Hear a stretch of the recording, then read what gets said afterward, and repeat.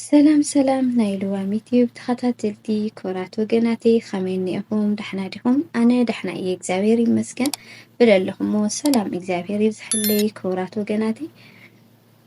أنا منفساوي سنة صحوف به الأبو تبل حيزة مزينيهم أوهب لكم سنة مكتتال بسمع وولد ومنفس قدوس أحد أملاخ أمين منفساوي سنة صحوف به الأبو كان بزح عمتات حدا أبو بمنفساوي هيوتهم دحان زخون أبو أبكالي عدي نزنورو دقس كيرا له أمو 300 سبات حسكا أبتي دقس مساي بخبري خطوعل زبل عدم توهوم إزم أبو جزيو مس أخلا كمتي استوهلو 300 سبات حزم نهت دقس تبقسو ناقرقن زي كم أبقاقسهم أبتي قعزو أزيو زحات فزامتات أقاطمهم أتي فزامي خعا كمزي مسل نيرو قدامي فزامي إزم أبو نتوم 300 سبات حزم إنها تقعزو خلو حدا أزيو أقرامي نقر رأيو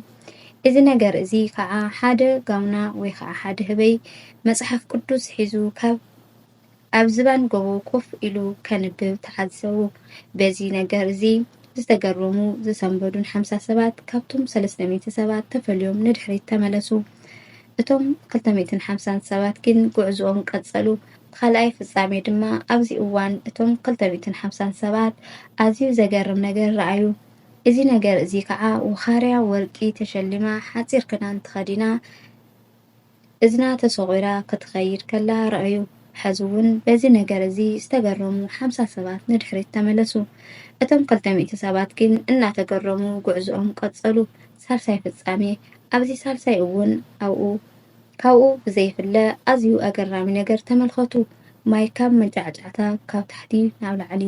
ይፈስስ እሞ እቲ መሬት ግን ፍጹም ኣይትርክስን ረኣይ በዚ ዘይትርክስ ረኣዩ በዚ ዝተገረሙ ዕዱማት ካብቶም ዝተፈልዮም ሕጂ እውን 50 ሰባት ተረፉ እቶም 150 ሰባት ግን ጉዕዞኦም ምስቶም ኣቦ ቀጸሉ በዚ ኣየብቅዐን ሕዚ እውን ራብዓይ ፍጻሜ ራእይ ተመን በኣፉ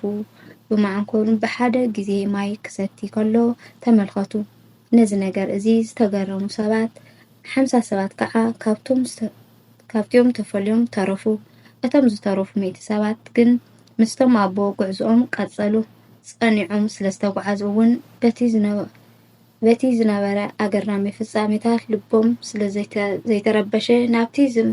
ዝመደውዎ ድግስ ከዓ ብሰላም ኣተው እቶም ቅዱስ ኣቦ እንኳዕ ብሰላም መጻእኹም ብሩኻት ደቀይ ድሕሪ ምባሎም ነቶም ሰባት ሒዞም ዝመፁ ኣቦ ከምዚ ክብሉ ሓተትዎም ወደየ 300 ሰባት ሒዝካ ምጻእ እንድየ ዝበልኩኻ ንምንታይ ከምዚ ገርኻኒ ምስ በልዎም እቶም ዕዱም ኣቦ ከዓ ካብ ውሽጢ ልቦም ድሕሪ ምንትፋስ ነቲ ኩሉ ዘጋጠሞም ፍጻሜ ሓደ ብሓደ ነገርዎም እቶም በዓል ድግስ ኣቦ ድማ ኣብ መጽሓፍ ቅዱስ ብምውሳኽ ከምቲ ኣብ ወንጌል ማቴዎስ ምዕራፍ 7 ካብ ፍቕዲ 13 እስካብ ፍቕዲ 14 ዘሎ ሓይሊ ቃል ከምህርዎም ጀመሩ እታ ናብ ጥፍኣት እትወስድ መንገዲ ርሕብቲ እያ መንገዳ እውን ገፋሕ እያ እቶም ብኣኣ ዝኣትዉ እውን ብዙሓት እዮም እታ ናብ ህይወት እትወስድ ኣፍደገ ግን ጸባብ እያ መንገዳ እውን ቀጣን እያ እቶም ዝረኸብዋ እውን ውሒደት እዮም እሞ በታ ጸባብ ኣፍደገ እተው በልዎም ከምኡ ድማ ከም ፍቓድ እግዚኣብሔር ነተን 4 ፍጻሜታት ከብርህሎም ጀመሩ እታ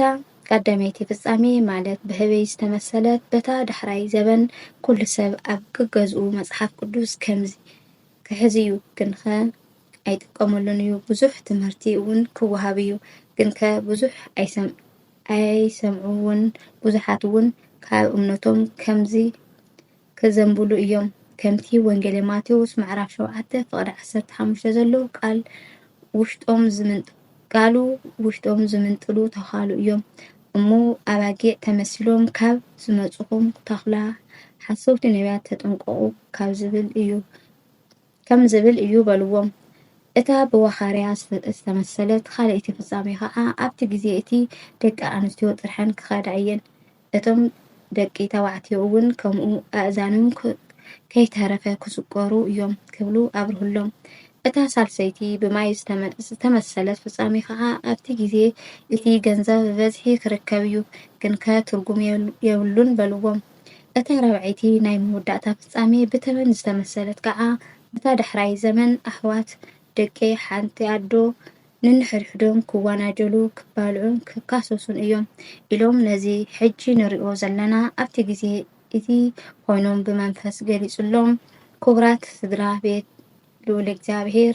ኣምላኽ ጀመርቲ ዘይኮነስ ፈጸምቲ ይግበረና ኣሕዋተይ እዚ ግዜ ንሪኦ ዘለና ኣብቲ ግዜ እቲ ንኣቦታትና ዝተገለጸሎም ዓብዪ ራእይ እዩ ክቡራት ኣሕዋተይ ኣብዚ ሕዚ ግዜ ደቂ ኣንስትዮ ጥራሕ ዝባነን ወፂአን ኣብ ጽርግያ እስቲ ነተን ቅዱሳን ኣዴታትና ነስተዋስ መጽሓፍ ቅዱስ እውን ይብለና እዩ ጓል ኣካላታ ክትሽፈን ኣለዋ ይብለና ብናይ መን መንገዲ ደኣ ንጓዓዝ ኣለና ደቂ ተባዕትዮ ኣሕዋተይ ኣእዛኑን ይሽቆሩ